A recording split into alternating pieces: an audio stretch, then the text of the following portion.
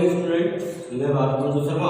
हम पढ़ रहे हैं 12th क्लास की ऑर्गेनिक केमिस्ट्री का चैप्टर नंबर 10 हैलोजन डेरिवेटिव्स, जिसके अंतर्गत उसकी केमिकल प्रॉपर्टीज रासायनिक अभिक्रियाओं का हम अध्ययन कर रहे थे। और रासायनिक अभिक्रियाओं में हमने नाभिक स्नेह प्रतिस्थापन अभिक्रियाएं कंप्लीट कर ली थी। इसके बाद इसकी अगली जो अभिक्रिया आती है वो अभिक्रिया है ब्रोपल अभिक्रिया। आप लोग इससे पहले के यदि इसका स्टार्टिंग का जो पहला लेक्चर है यदि वहां से देखना प्रारंभ करते हो और साथ के साथ अपने नोट्स भी कंप्लीट करते जाते हो तो ये आगे के जितने भी लेक्चर आपके इस यूनिट के अंतर्गत होंगे वो आपको इजी लगेंगे और आसानी से आपके समझ में भी आ जाएगा। इसलिए आप इनसे पहले के लेक्चर अवश्य देख ले, जिनकी लिंक आपको इन वीडियो के डिस्क्रिप्शन के अंतर्गत प्राप्त हो जाएगी। तो आज हम जो सेकंड अभिक्रिया है हेलो एल्केन में वो पढ़ेंगे ग्लोबल अभिक्रिया। जैसा कि इसके नाम से स्पष्ट है, ग्लोब का मतलब होता है उसमें से कोई परमाणु निकल जाता है, उनका ग्लोब हो जाता है। तो ग्लोब का मतलब है निकलना। तो वे अभिक्रिया जिसमें कोई परमाणु या अणु के रूप में निकल जाते हैं तो उन अभिक्रिया को बोलते हैं हम ग्लोबल अभिक्रिया। इसे डिहाइड्रो हैलोजनीकरण भी कहते हैं। दूसरा नाम है इसका डिहाइड्रो हैलोजनीकरण। डिहाइड्रो हैलोजनीकरण। इसका अर्थ है बी का मतलब होता है वही निकलना, ग्लोब होना।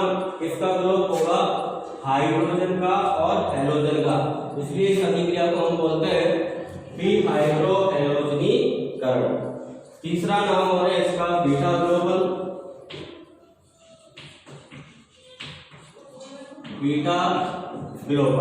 अब अभिक्रिया क्या होती है कि कोई भी हमने एल्किल हैलाइड ले लिया, जैसे CH3 CH2Br एथिल ब्रोमाइड है, और इसकी अभिक्रिया कराती हमने एल्कोहलिक KOH से। इसकी अभिक्रिया कराई एल्कोहलिक KOH से। ध्यान देना, नाभिक स्नेह प्रतिस्थापन अभिक्रियाओं में भी हमने KOH के साथ अभिक्रिया कराई थी, लेकिन वो थी जलीय KOH। तो जलीय KOH के साथ अभिक्रिया अगर पूछे तो एल्कोहल का फॉर्मेशन होगा, एल्कोहल का निर्माण होगा। लेकिन ये ध्यान रखना कि यदि एल्कोहलिक KOH के साथ अभिक्रिया पूछ ले तो वहां एल्कोहल नहीं बनेगी, वहां क्या बनेगी? एल्कीन की प्राप्त होगी। वो अभिक्रिया आपके ग्लोबल अभिक्रिया के अंतर्गत आएगी। तो स्टूडेंट देखिए, हैलोजन जिस कार्बन से जुड़ा हुआ है ना वो कार्बन आपका अल्फा कार्बन हो गया, और उसके पास वाला जो कार्बन है वो आपका कौन सा हो गया? बीटा। ध्यान रखो, हैलोजन जिस कार्बन से जुड़ा होता है वो कार्बन कौन सा होता है? अल्फा कार्बन होता है। कौन सा? Alpha carbon. और अल्फा के पास वाला कार्बन कौन सा कहलाएगा? बीटा। उसके बाद आगे वाला कार्बन कौन सा कहलाएगा? गामा। इस प्रकार होता है। तो हैलोजन से अटैच वाला कार्बन कौन सा है? अल्फा। और उसके पास वाला कौन सा है? बीटा। तो बीटा से हाइड्रोजन का ग्लोब होता है। इस अभिक्रिया में किससे होता है? बीटा कार्बन से हाइड्रोजन का ग्लोब होगा। इसीलिए इस अभिक्रिया को कौन सा बोलते हैं हम? बीटा ग्लोबल अभिक्रिया कहते हैं। इसलिए तो कहते हैं इसको बीटा ग्लोबल, क्योंकि बीटा कार्बन से हाइड्रोजन का ग्लोब होता है। और डिहाइड्रो हैलोजनीकरण क्यों कहते हैं? क्योंकि हाइड्रोजन का और हैलोजन का दोनों का ही इसमें ग्लोब होता है। इसलिए ग्लोबल अभिक्रिया को ही हम डिहाइड्रो हैलोजनीकरण और बीटा ग्लोबल अभिक्रिया भी कहते हैं। बहुत ही इंपॉर्टेंट अभिक्रिया है, इसमें से क्वेश्चन की प्रबल संभावना होती है, क्योंकि इसमें एक रूल और कार्य करेगा। आगे हम देखेंगे।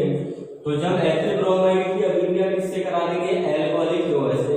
ये बिल्कुल दिमाग में फिट कर लो कि एल्कोहलिक KOH से कराएंगे तो एल्कीन बनेगी, लेकिन जलीय KOH से कराएंगे तो एल्कोहल का फॉर्मेशन होगा। ये हमारे दिमाग में फिट हो जाना चाहिए, क्योंकि यही एक कंफ्यूजन जो हमारे क्वेश्चन को गलत कर सकता है। जलीय दिया और एल्कीन बनाया है, या एल्कोहलिक दिया और एल्कोहल बना दिया हमने, तो हमारी रिएक्शंस क्या हो जाएगी? गलत हो जाएगी। तो ध्यान रहेगा, जलीय KOH के साथ अभिक्रिया कराएंगे तो एल्कोहल, और एल्कोहलिक KOH के साथ अभिक्रिया कराएंगे तो एल्कीन। अब होगा क्या इसमें? यहाँ से तो हाइड्रोजन का ग्रुप हो जाएगा और यहाँ से किसका हो जाएगा, हैलोजन का।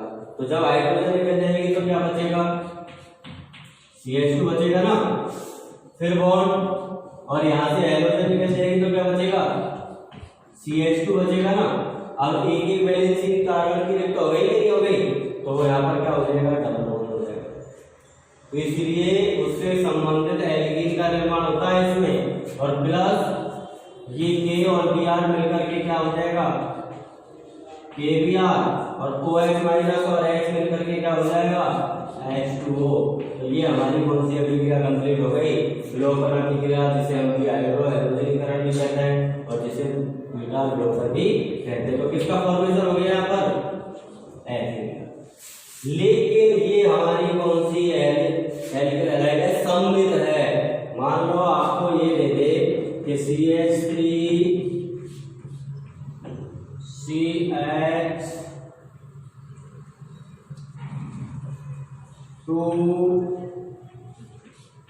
CH2 आप इसको ले लीजिए, CH3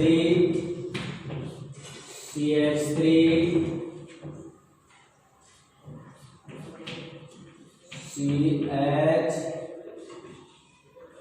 Br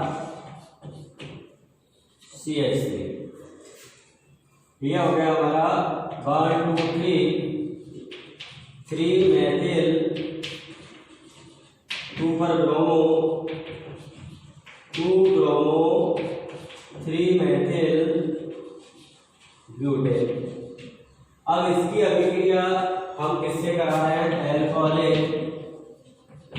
KOH से।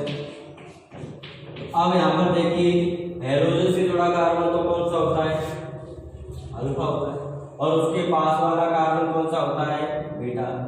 ये इसके पास वाला है और ये इसके पास वाला है। तो देखिए जब यदि किसी एलो एल्केन में या एल्किल हैलाइड में एक से अधिक बीटा परमाणु होंगे ना, तो वहां एक से अधिक एल्कीन प्राप्त होगी। देखिए अब ये बीटा है तो इससे तो हाइड्रोजन का ग्रुप होगा और इससे हाइड्रोजन का, तो हमारे पास क्या बचेगा, CH3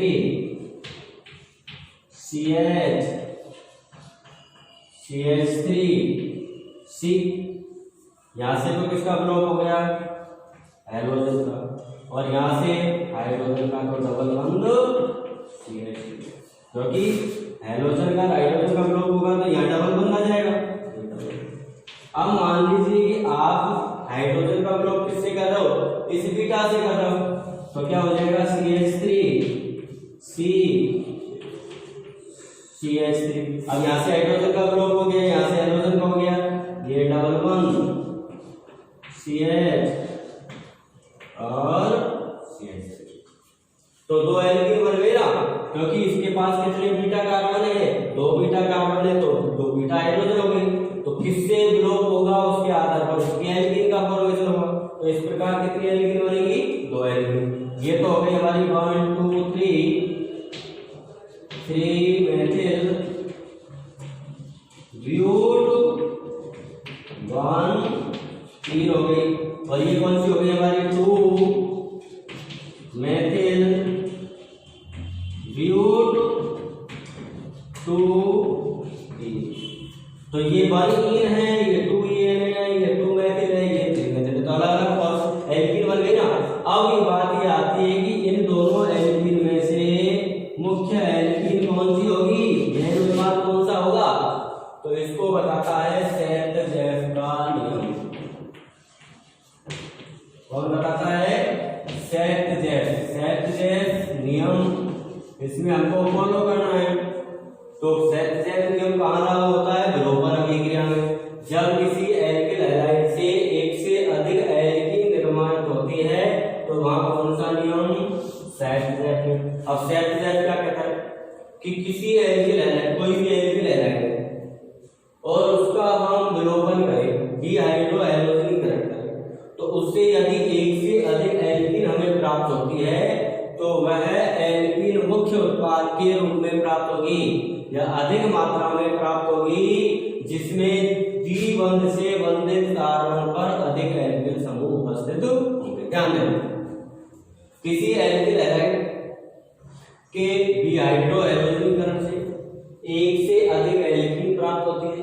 तो वह एल्कीन अधिक मात्रा में होगी जिसमें द्विबंधित कार्बन परमाणु पर अधिक एल्किल समूह उपस्थित होंगे। अब यहाँ पर देखिए ये द्विबंधित कार्बन हो गए ना, तो इस पर 2 एल्किल इधर है, 1 एल्किल इधर है, 3 एल्किल हो गए। और इसको देखिए द्विबंधित कार्बन ये है तो इस पर ये 1 एल्किल है, इधर कोई एल्किल है नहीं, तो अधिक एल्किल किसमें है? 2-मेथिल-ब्यूट-2-ईन में है। तो ये हमारा मुख्य उत्पाद हो जाएगा। तो मुख्य उत्पाद इसमें कौन सा होगा? मुख्य उत्पाद होगा 2-मेथिल-ब्यूट-2। बात आई समझ? जैसे हमारा उदाहरण देख लो एक और,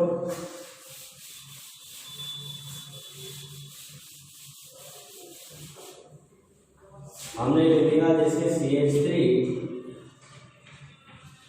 CH2